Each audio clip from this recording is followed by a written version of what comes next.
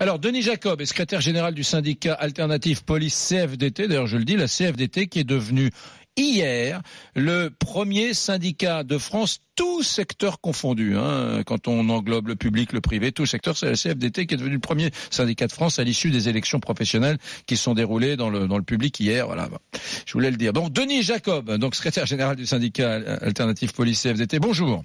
Bonjour Éric Brunet. Bon, beaucoup de gens ont le sentiment qu'il y a un petit relâchement lié, alors à chacun son explication, aux gilets jaunes, une démobilisation sur la question du terrorisme, peut-être parce qu'il n'y a pas eu d'attentat depuis longtemps. Qu'en pensez-vous, vous, syndicalistes policiers ? Alors, avant de répondre à votre question, Éric Brunet, je voudrais revenir sur ce qui vient d'être dit sur votre antenne à propos des agents de sécurité et des vigiles dans les magasins. Oui. Voilà, il faut bien comprendre que ce ne sont pas des policiers, donc oui. Ils ne sont pas habilités à faire des fouilles à corps, par exemple. Il n'avait pas le droit de fouiller l'homme, par exemple, le policier qui avait son revolver à la ceinture. Ils n'ont pas le droit de faire des palpations. Et on vous demande d'ouvrir normalement votre blouson.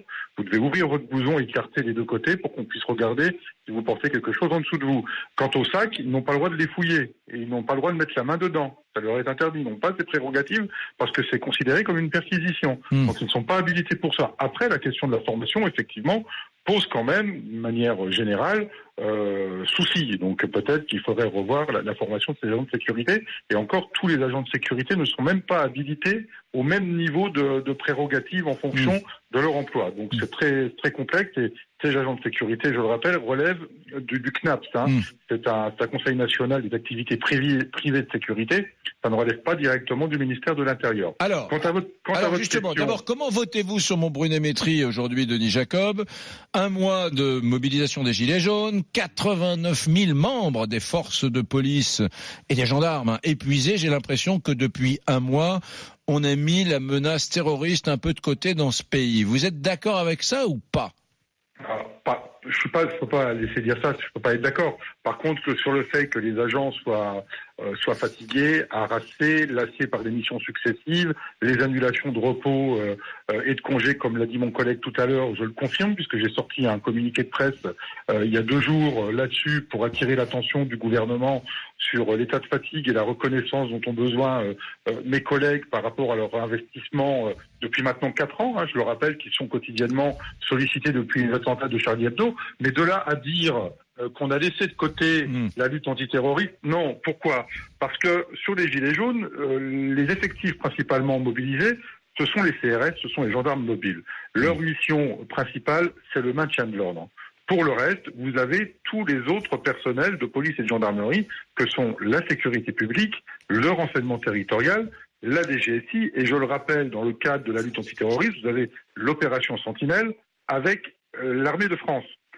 Donc, on n'a pas retiré des effectifs sur cette opération de surveillance. Et je le rappelle, nous sommes sous l'état de Vigipirate. Jusqu'à hier, nous étions en Vigipirate renforcé. Aujourd'hui, on est passé en urgence attentat.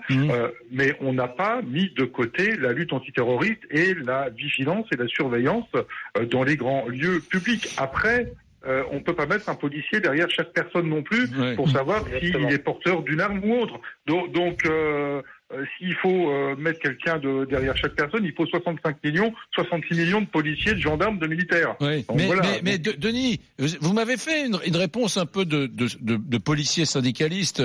Non, mais le prenez pas mal, je le dis avec beaucoup de noblesse.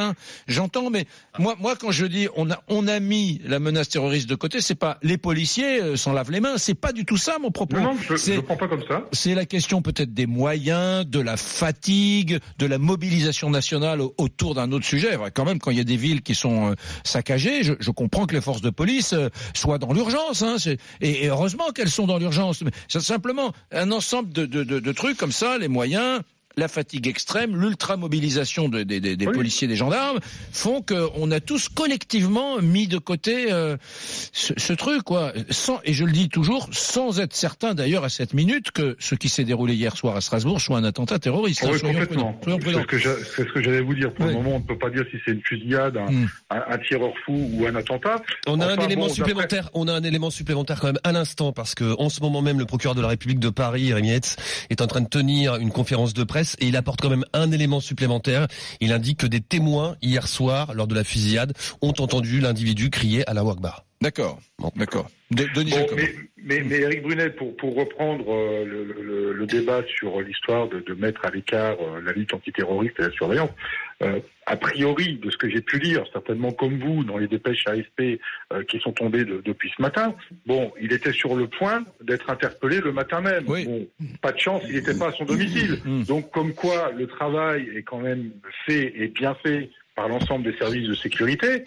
Après, vous allez me dire que c'est une réponse de Normand, mais le risque zéro, malheureusement, n'existe pas. Exactement. Malheureusement. Et donc, on est obligé de faire avec. On fait du mieux qu'on peut, et je confirme également que mes collègues sont fatigués, qu'il y a des revendications que nous portons depuis maintenant plusieurs années auxquelles nous n'avons pas de réponse. 4 ans qui sont sur le pont. Denis, plus de 22 millions d'heures supplémentaires. Denis, bonjour, c'est Dominique Rizet. Oui, bonjour Dominique. Bonjour, moi je suis d'accord avec ce que vous venez de dire complètement sur le boulot qui est fait, ça change rien, la sécurité publique, le maintien de l'ordre c'est une chose, le terreau c'en est une autre et le boulot est fait. Maintenant, enfin, c'est mon avis aussi, on le partage. Moi je voudrais que vous nous répondiez rapidement, comment est-ce que l'administration traite ses fonctionnaires en termes de récupération? Il y a énormément, je crois 23 millions, c'est ça, d'heures supplémentaires dans la police. Racontez-nous ça, parce que les gars, ils sont pas payés quand ils font des heures sup. Bon, les CRS, ils prennent un peu, mais ils sont payés en quoi? Racontez-nous ça.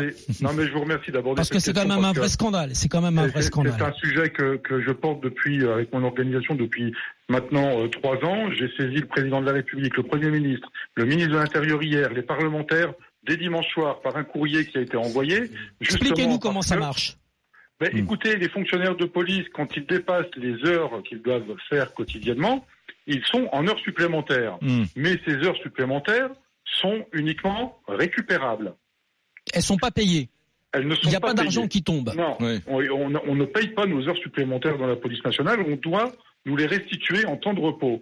Sauf que la stratification aujourd'hui des services de police, la superposition des unités, ne permet pas aux collègues de pouvoir récupérer leurs heures, puisque s'ils prennent leurs heures, il n'y a plus personne pour faire le boulot.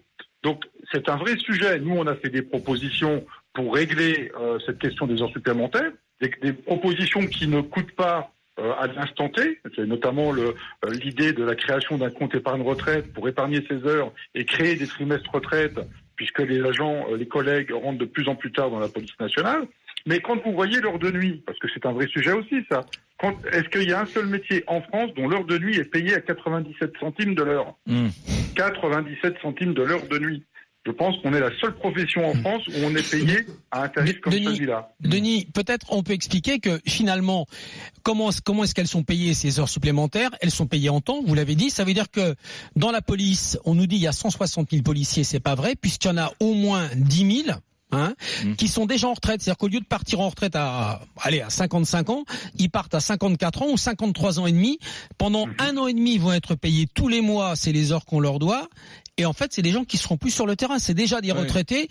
On nous dit, voilà, il y a 160 000 policiers. C'est pas vrai. Il y en a 150 000. Mais je vais vous donner un exemple très concret. Très vite, j'ai un de mes secrétaires nationaux qui est venu travailler avec moi pour le syndicat en 2015. Quand il est arrivé, il avait l'équivalent de 3 ans d'heures supplémentaires à prendre. Voilà. Merci. C'est QFD. Merci Denis Jacob, secrétaire général d'Alternative Police CFDT.